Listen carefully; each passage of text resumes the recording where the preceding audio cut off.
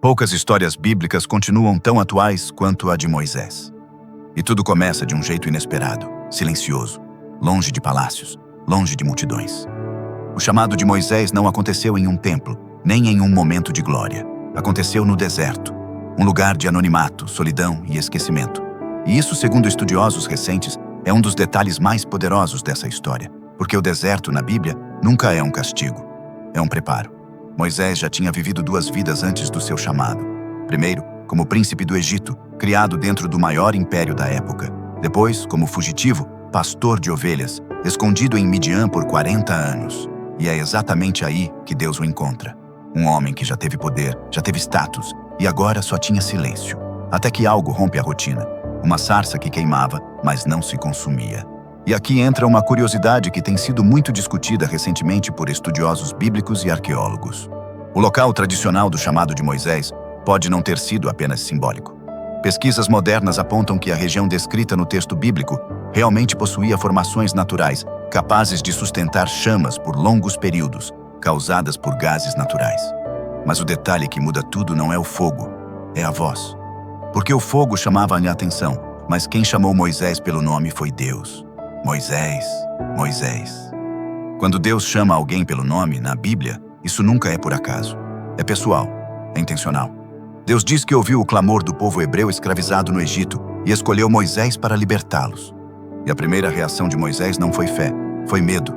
Ele se achava incapaz, inseguro, despreparado. Ele diz: "Quem sou eu para ir até Faraó?" E talvez essa seja a parte mais atual da história. Moisés não se sentia pronto.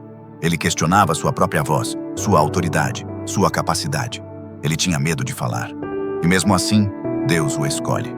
Estudos recentes em liderança espiritual apontam que Moisés é um dos maiores exemplos de liderança desenvolvida ao longo do caminho, não antes dele. Deus não escolhe Moisés por causa da sua confiança. Deus escolhe Moisés apesar da sua insegurança. E então, Moisés volta ao Egito. Não como príncipe, mas como enviado de Deus. E diante de Faraó, o homem mais poderoso do mundo naquela época, ele diz algo impensável: "Deixa o meu povo ir." O que acontece depois parece cena de filme, mas está registrado em detalhes impressionantes. As pragas do Egito não foram apenas demonstrações de poder, mas confrontos diretos com os deuses egípcios. Pesquisas recentes mostram que cada praga atacava exatamente uma divindade adorada no Egito, mostrando que o Deus de Israel estava acima de todos. Mesmo assim, Faraó resiste. Até que a última praga muda tudo. A libertação finalmente chega, e o povo parte às pressas. Mas a liberdade não vem sem obstáculos.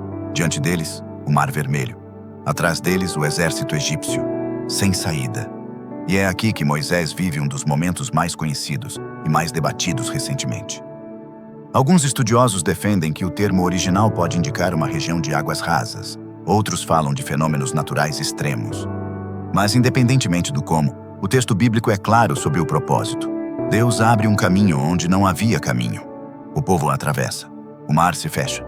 E Moisés agora lidera uma nação inteira pelo deserto. Mas o maior desafio não era a falta de água ou comida. Era a mentalidade de escravos tentando aprender a viver como livres. E isso torna a história de Moisés incrivelmente atual. Quantas pessoas hoje já saíram de situações difíceis, mas ainda carregam medo, insegurança e desconfiança por dentro? Mesmo assim, Deus sustenta o povo com maná, água da rocha, direção constante. E no Monte Sinai, Moisés sobe para encontrar Deus. O que acontece ali muda a história da humanidade. Deus entrega a lei. E aqui está um detalhe recente que muitos ignoram. Os 10 mandamentos não foram dados para prender o povo, mas para organizá-lo. Eles não surgem como opressão, mas como estrutura para uma sociedade livre. Moisés desce do monte e encontra o povo adorando o bezerro de ouro. Uma traição dolorosa. Um dos momentos mais humanos da história bíblica.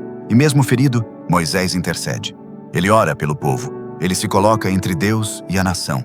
Estudos recentes apontam Moisés como um dos maiores exemplos de liderança intercessora da Bíblia. Alguém que prefere perder a própria reputação a perder o povo que lidera. Os anos passam. O deserto se estende. Moisés guia, corrige, ensina, ora. Mas existe um detalhe final que deixa essa história ainda mais profunda. Moisés não entra na terra prometida. Ele vê de longe. E aqui está a lição mais poderosa. Nem todo chamado termina com aplausos. Alguns terminam com missão cumprida.